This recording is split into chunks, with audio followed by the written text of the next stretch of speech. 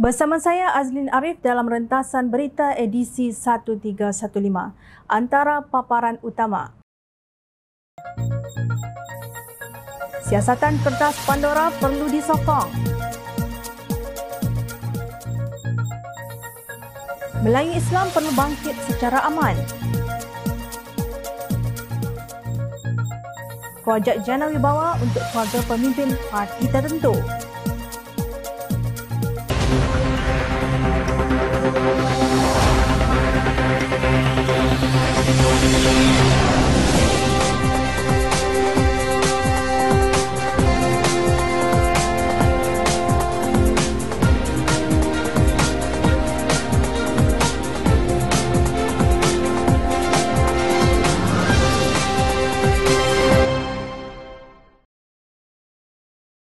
Assalamualaikum dan salam sejahtera.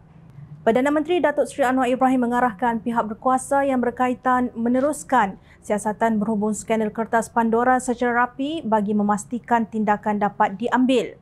Beliau berkata badan-badan berkaitan tersebut hendaklah melakukan siasatan terhadap beberapa rakyat Malaysia yang terkait dengan kawasan pelindungan cukai luar pesisir terkenal itu. Anwar memberitahu Dewan Rakyat bahawa agensi seperti Polis, Pusat Jenayah Anti Kewangan Negara, NFCC, Bank Negara Malaysia, BNM, Suruhanjaya Pencegahan Rasuah Malaysia, SPRM dan Lembaga Hasil Dalam Negeri LHDN telah mengemas kini kepada beliau mengenai kemajuan penyiasatan mereka. Arahan saya kepada badan-badan ini ialah untuk teruskan siasatan dengan cukup rapi dan saya mohon Yang Berhormat dan rakan-rakan ahli parlimen yang 222 orang ini biar ambil satu sikap yang tegas. Jangan melindungi. Sebaik saja ada siasatan, terus dipetikai niat. Kalau ada bukti, ada fakta, maka tindakan diambil. Kalau tindakan diambil tanpa fakta, maka itu boleh cabar sebagai penyalahgunaan kuasa ataupun dikatakan motif politik. Tetapi kalau wang ratus bilion atau ratus juta ringgit dikeluarkan dan kemudian dibiar, dilindungi kerana dia menyokong kita, itu membawa porak-poranda dan malapetaka kepada negara. Di peringkat internasional ini, pendedahan tetapi tak banyak negara yang mempunyai tekad politik mengarah siasatannya rapi dan Alhamdulillah Malaysia negara yang cukup jelas supaya ambil tindakan dan memberhentikan amalan budaya memunggah merompak wang negara. Katanya pada waktu pertanyaan Menteri di Dewan Rakyat hari ini. Anwar menjawab soalan Ahli Parlimen Barisan Nasional Parit Sulong Datuk Seri Dr. Nuraini Ahmad berhubung pendirian kerajaan mengenai isu kertas Pandora. Nuraini juga ingin tahu sejauh mana siasatan dan tindakan susulan oleh pihak yang menjalankan siasatan. Anwar yang juga Menteri Kewangan berkata kerajaan menetapkan keterusan dalam proses tender terbuka terutama melibatkan Bumiputera. Amalan guna peluang membantu Bumiputera tetapi dia songlap wang ini tak boleh diizinkan kerana memang ada dasar bantu Bumiputera. Itu kita tak halang tetapi tak boleh guna alasan Bumiputera untuk minta syarikat beri wang kepada peribadi dan parti, jawabnya. Anwar berkata jumlah wang yang terlibat berhubung kertas Pandora agak tinggi jika dibandingkan dengan jumlah penduduk dan kedudukan ekonomi negara. Malah Malaysia juga berada di kedudukan teratas lain negara besar lain seperti China dan Arab Saudi. Wang yang dibawa keluar dari Malaysia itu dari sumber-sumber yang ilisit, haram kebanyakannya. Saya tidak boleh katakan semua haram. Ini terserah kepada badan penyiasatan tetapi jumlah ini agak terlalu tinggi bagi negara ini. Sebab itu semua nama yang disebut itu walaupun 3,000 nama tetapi lihat keutamaan mengikut penyelarasan badan-badan penyiasatan dan ia tidak terkecuali sama ada dana itu dari luar atau dalam negara. Semua dana yang lindungan cukai yang lari daripada cukai yang melanggar undang-undang sedang disiasat dan beberapa tindakan sudah diambil, jelasnya. Beliau juga mengingatkan agensi yang terlibat dalam siasatan tidak culas atau sambil lewa bagi memberi pengajaran kepada semua pihak bahawa kerajaan tidak akan mengizinkan perkara seumpama itu berterusan. Anwar memberi jaminan bahawa tindakan diambil apabila ada bukti. Jika tindakan diambil tanpa bukti, maka ini boleh disifatkan sebagai salah guna kuasa atau bermotifkan politik. Tetapi jika ratusan juta atau berbilion ringgit disedut, itu akan mendatangkan malapetaka kepada negara, katanya. Beberapa media baru-baru ini melaporkan seorang bekas menteri berusia 84 tahun telah dipanggil SPRM untuk memberikan kenyataan berhubung kertas Pandora. Sumber itu berkata kenyataan itu dipercayai tertumpu kepada menjelaskan aliran kewangan 12 syarikat luar pesisir yang dikaitkan dengan bekas menteri berkenaan dan keluarganya yang disyaki memiliki kekayaan luar biasa. Untuk rekod, kertas Pandora merujuk kepada berjuta-juta dokumen bocor yang disusun oleh konsortium antarabangsa wartawan penyiasat dan didedahkan kepada umum pada Oktober 2021. Mereka mendedahkan akaun luar pesisir didakwa dimiliki pemimpin masa kini dan masa lalu, termasuk Presiden, Perdana Menteri, bilioner dan ahli perniagaan terkemuka. Kebocoran data adalah yang terbesar seumpamanya dan melibatkan hampir 12 juta dokumen dan rekod lain daripada penyedia perkhidmatan luar pesisir yang membantu menubuhkan dan mengurus syarikat cengkerang di seluruh dunia. Beberapa rakyat Malaysia yang dikaitkan dengannya termasuk bekas Menteri Kewangan Tun Daim Zainuddin dan ibu bapa pembiaya buruan skandal One Malaysia Development Berhad, 1MDB, Low Tech Jo atau JOLO. Berdasarkan pemerhatian Jom Channel, ahli parlimen tidak dilihat begitu teruja untuk merungkai misteri kertas Pandora. Lebih-lebih lagi, ahli parlimen pembangkang, mungkin kerana ia melibatkan aspek undang-undang antarabangsa yang tidak dikuasai oleh ahli parlimen, khususnya yang masih baru di parlimen. Pepatah Melayu menyebut, segan berkayuh, perahu hanyut. Segan bertanya, sesat jalan. Tindakan kerajaan perpaduan untuk mendapatkan sebahagian, kalau bukan semua dana yang dilarikan di luar negara, khususnya dalam akaun luar pesisir, hendaklah disokong oleh semua 222 ahli parlimen. Isu kertas Pandora wajar dilihat dalam perspektif mengembalikan hak rakyat negara ini untuk pembangunan infrastruktur, pembinaan sekolah, hospital dan lain-lain. Ia bukan isu politik untuk kepentingan parti politik tertentu. Rakyat juga ingin tahu sama ada jawatan kuasa bagi menyiasat pendedahan kertas Pandora sebagaimana yang dicadangkan oleh ahli parlimen Pasir Gudang yang juga ahli jawatan kuasa khas mengenai rasuah JKMR Hassan Abdul Karim pada 15 Oktober 2021 telah dibentuk dan berfungsi dengan cekap. Harta rakyat Malaysia yang ditafsirkan sebanyak 1.8 trilion ringgit itu dapat dikembalikan ke perbendaharaan negara jika pendedahan kertas Pandora disiasat ke akar umbi dan pelaku didakwa di mahkamah, katanya. Semoga pemimpin kerajaan madani ini akan sentiasa istiqamah dalam melaksanakan amanah mereka serta diberkati Allah Subhanahu Wa Taala demi agama dan negara tercinta. Amin. Panggilan perang akan disambut dengan gerakan peperangan. Perang tidak akan membawa kesejahteraan.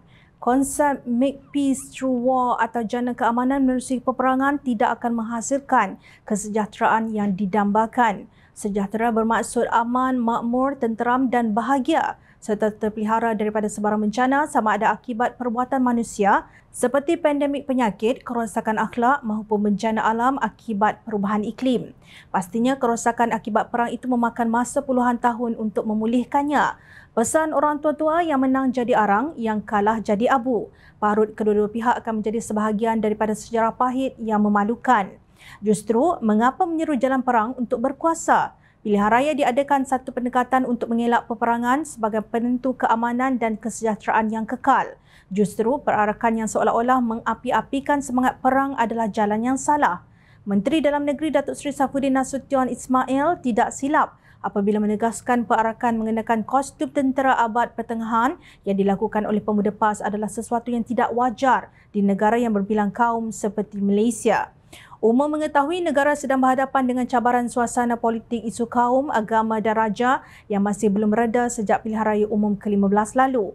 Ini menuntut semua pihak agar menjadi lebih sensitif dan bertanggungjawab terhadap sebarang elemen yang boleh memanaskan keadaan. Maka sudah tentu apa jua tindakan yang mempamerkan serta meluahkan semangat dengan diselangi apa-apa simbol berupa senjata atau militeri amatlah tidak wajar dan tentunya akan mengundang keresahan awam, ujar Saifuddin. Beliau kesal dengan perarakan dalam program Himpunan Pemuda Islam Terengganu 2023, HIMPIT, baru-baru ini yang disiar dalam klip video berlatar belakang nasyid berbahasa Arab yang menekankan tema peperangan. Saifuddin memberi amaran, tindakan tegas akan diambil kepada sebarang elemen yang mengancam ketenteraman, keharmonian dan keselamatan rakyat. Malaysia sebuah negara demokrasi yang memberikan hak kepada rakyat untuk membuat pilihan dan keputusan. Namun, ianya sama sekali tidak boleh melanggar garis yang menggugat kerukunan negara. Segala pendapat atau pandangan mestilah diuruskan dengan cermat dan disalurkan melalui ruang demokrasi yang ada, bukan melalui tindakan bersifat provokatif. Beliau mengajak rakyat agar menghayati konsep Malaysia Madani yang diperkenalkan oleh Perdana Menteri Datuk Seri Anwar Ibrahim agar lebih bersederhana dan bertoleransi antara kaum di negara ini. Isu ini turut dibangkitkan oleh Ahli Parlimen Pakatan Harapan Jelutong RSN Raya yang mempersoalkan tindakan pemuda PAS membawa pedang dan senjata serta kehadiran Ahli Parlimen PAS dalam program HIMPIT 2023 itu. Adakah ini sesuatu yang boleh dibanggakan oleh pemuda-pemuda yang dipimpin oleh pemimpin-pemimpin ahli-ahli Parlimen PAS sendiri? Apa pendapat Yang Berhormat tentang perkara ini? Soalnya, menjawab celahan raya itu, Ahli Parlimen Shah Alam Azli Yusof berkata ianya menimbulkan kebimbangan dan kekhawatiran di kalangan masyarakat dan khalayak ramai. Dan sudah pasti ianya juga menimbulkan keraguan di kalangan pelabur-pelabur dan masyarakat antarabangsa. Tetapi saya ingin, sabar, biar saya jelaskan. Tetapi saya ingin menyerahkan ini kepada Kementerian Dalam Negeri, pihak berkuasa untuk menanganinya dengan baik, kata Azli. Jawapan Azli itu diganggu oleh Ahli Parlimen Pembangkang, kononnya pihak polis tiada masalah berhubung perarakan tersebut. Saya memaklumi usaha gigih yang dilakukan oleh Kementerian tak ada masalah pun. Perpaduan Apa masalahnya dengan himpunan tadi? Sementara itu, Timbalan Presiden PAS Datuk Seri Tuan Ibrahim Tuan Man mempertahankan perarakan tersebut kerana ia tidak ubah seperti persembahan opera Cina. Bagaimanapun, pandangan gerombolan Ahli Parlimen Pembangkang itu ternyata meleset kerana setakat ini polis sudah memanggil 12 individu termasuk penganjur program berkenaan bagi membantu siasatan. Ketua Polis Terengganu Datuk Rohaimi Mak Issa berkata mereka yang diambil keterangan itu meliputi ahli jawatankuasa program berkenaan. Sebahagian lagi peserta HIMPIT 2023 juga akan dipanggil nanti, katanya dalam satu kenyataan. Mengulas lanjut, Rohaimi berkata pihak polis sudah menerima 3 laporan terhadap program HIMPIT 2023 itu, termasuk daripada Pengerusi Pakatan Harapan Negeri Terengganu, Datuk Raja Kamarul Bahrin Shah Raja Ahmad. Benar, Melayu Islam perlu bangkit, tetapi bukan menerusi pendekatan himpunan dengan pedang tiruan terhunus lembing yang menakutkan, seolah-olah mahu berperang dengan kaum Al-Ahzab yang tidak wujud di negara ini. Melayu Islam hendaklah bangkit dengan mendakap mesej keamanan yang membawa kesejahteraan semua penduduk dan negara amnya. Salahkah kalau kita bersama membina negara ini dengan kaum lain yang tidak sama budaya dan agama dengan kita? Ingatlah, bulan Rajab adalah bulan yang mulia, dilarang untuk berperang dan digalakkan untuk menambah ibadat. Malangnya parti yang kononnya memperjuangkan Islam ini seolah-olah mengajak pengikutnya agar berperang di negara sendiri. Di tengah-tengah penafian amaran di Parlimen terhadap Perdana Menteri Datuk Seri Anwar Ibrahim, tiba-tiba hari ini, seorang pemimpin tertinggi bersatu mendarat di Mahkamah Kuala Lumpur dari Parlimen Malaysia. Menurut laporan media, Ketua Penerangan Bersatu Datuk Wan Saiful Wan Jan dihadapkan ke mahkamah untuk proses mendakwaan selepas ditahan berhubung kes projek Jana Wibawa. Wan Saiful didakwa menerima rasuah kira-kira 6.9 juta ringgit berhubung inisiatif projek tersebut. Beliau juga didakwa meminta jumlah yang tidak dinyatakan untuk projek jalan raya bernilai 232 juta ringgit. Ahli Parlimen Tasik Gelugur itu mengaku tidak bersalah selepas pertuduhan dibacakan kepadanya di Mahkamah Session di hadapan Hakim Azura Alwi. Pengerusi Perikatan Nasional dan Presiden Bersatu Tan Sri Mahyadin Mak Yassin, Setiausaha Agung Perikatan Nasional Datuk Sri Hamzah Zainuddin dan Setiausaha Agung PAS Datuk Sri Taqiyuddin Hassan bersama pemimpin bersatu lain iaitu Datuk Sri Ronald Kiandi, Datuk Muhammad Razi Jidin dan Wak Ahmad Faisal Wan Ahmad Kamal turut juga kelihatan hadir dipercayai memberi sokongan moral kepada Wan Saiful. Presiden Bersatu mendakwa parti itu menjadi mangsa pendakwaan terpilih. Beliau mempersoal kenapa pemimpin Pakatan Harapan dan Barisan Nasional tidak didakwa di mahkamah walaupun telah menerima dana daripada penyokong. Kami sebenarnya jangka ini akan dilakukan oleh kerajaan PHBN untuk melemahkan Bersatu selepas melihat sokongan yang semakin meningkat kepada Perikatan Nasional, katanya lapor Free Malaysia Today. Sementara itu, seorang ketua pegawai eksekutif sebuah syarikat Adam Radlan Adam Muhammad turut didakwa bagi kes projek yang sama di hadapan hakim yang berasingan. Adam Radlan dikatakan timbalan Ketua Bahagian Bersatu Segambut adalah sepupu menantu Mahyadin yang dikatakan pemilik syarikat Iris Corporation Berhad, Datuk Muhammad Adlan Berhad. Pada masa ini, Suruhanjaya Pencegahan Rasuah Malaysia SPRM dilaporkan sedang menyiasat kemungkinan wujud salah guna kuasa dalam penganugerahan Projek National Integrated Immigration System NIISE kepada Iris Corporation Berhad. Untuk rekod, projek NIISE tiada kaitan dengan jana wibawa. Sebelum ini, Menteri di Jabatan Perdana Menteri, Undang-Undang dan Reformasi Institusi Datuk Seri Azalina Osman Said berkata, beberapa senarai surat setuju terima SST yang dikeluarkan menerusi projek di bawah jana wibawa melibatkan ahli keluarga pemimpin utama parti politik tertentu. Bagaimanapun, beliau berkata Suruhanjaya Pencegahan Rasuah Malaysia SPRM setakat ini belum dapat mengenal pasti nilai sebenar projek itu. Sebanyak 56 projek telah mendapat SST dan keseluruhan projek tersebut bernilai 6.3 bilion ringgit, katanya. Azalina menjawab soalan Ahli Parlimen Pakatan Harapan Bagan, Lim Guan Eng, berhubung jumlah bilangan dan nilai projek yang terlibat dalam penyalahgunaan kuasa khususnya tender rundingan terus melibatkan ahli keluarga pemimpin utama serta tindakan yang diambil ke atas mereka yang menerima habuan.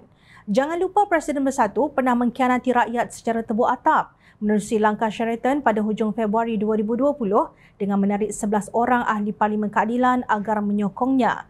Itulah kaedah yang digunakan pemimpin Bersatu itu untuk melemahkan Pakatan Harapan dengan mencantas peluang Datuk Seri Anwar Ibrahim untuk menjadi Perdana Menteri ke-8.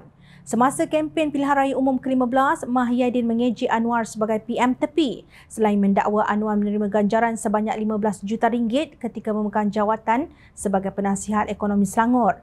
Apabila saman difailkan terhadapnya, beliau berkata Anwar Ibrahim sebagai ketua merajui Kerajaan Perpaduan dan pemimpin Pakatan Harapan sepatutnya secara terbuka dan berlapang dada menjawab persoalan dikemukakan serta menafikan sebarang dakwaan yang didakwanya palsu. Kenyataan itu dibuat sebagai sebahagian daripada ceramah pilihan raya dan merupakan acara terlindung. Ia tidak dirancang untuk mencejaskan plaintif, kata Mahyadin dalam pernyataan pembelaan menjawab saman Anwar terhadapnya di petik Free Malaysia Today. Mudahnya Mahyadin menafikan ucapannya adalah fitnah atau libel. Anwar dikritik melakukan nepotisme kerana melantik Nurul Izzah sebagai penasihat kanan ekonomi tanpa gaji. Kini jawatan tersebut telah dilepaskan. Sebaliknya, hari ini rakyat diberitahu bahawa beberapa senarai surat SST untuk projek jana wibawa diberi kepada ahli keluarga pemimpin utama parti politik tertentu. Sudah tentu parti politik tertentu itu bukan Pakatan Harapan yang diketuai Anwar Ibrahim. Jawab dengan jujur. Itu bukan nepotisme ke? Sekarang apabila dirinya disiasat SPRM dan orang kanannya didakwa, dengan mudah juga Mahyadin menurun jari kepada pihak lain kononnya pendakwaan terpilih. Saya ada satu kenyataan yang saya nak bacakan berhubung dengan perkara ini sebelum ada satu dua soalan yang lain.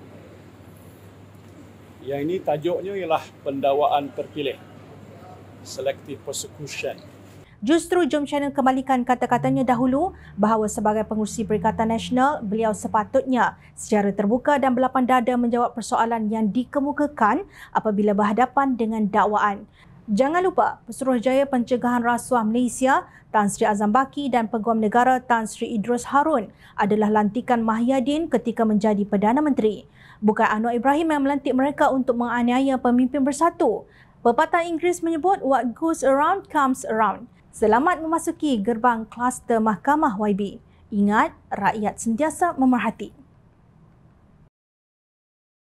Teruskan bersama kami di Jom Channel dan layari portal jomchannel.net untuk mendapatkan berita politik tanah air. Saya Azlin Arif, terima kasih. Assalamualaikum dan salam sejahtera.